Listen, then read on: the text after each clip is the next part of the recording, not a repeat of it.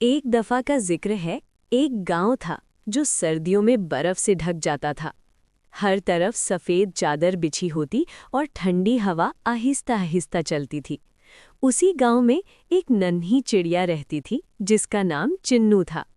चिन्नू बहुत खुशमिजाज थी मगर सर्दियों से डरती थी।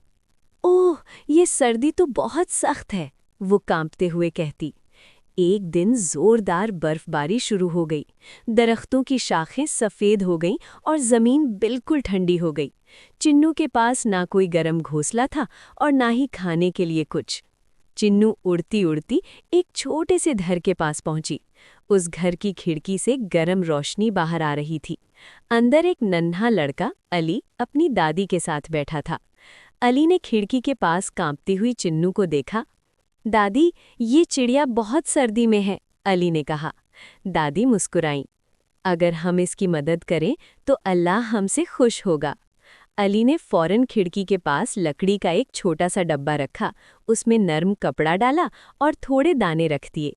चिन्नू खुशी खुशी उस डब्बे में बैठ गई। उसे पहली बार सर्दियों में गर्मी और सुकून महसूस हुआ। अगली सुबह सूरज निकला तो चिन्नू ने खुशी से चहचहाना शुरू कर दिया। पूरे गांव में उसकी आवाज़ गूंजने लगी। सर्दियां गुजरती गईं और चिन्नू हर रोज़ अली के घर आती। अली ने सीख लिया था कि छोटी सी नेकी भी किसी की जिंदगी बदल सकती है। और चिन्नू ने सीखा कि सर्दियों में सबसे बड़ी गर्मी मोहब्बत और मेहरबानी होती है।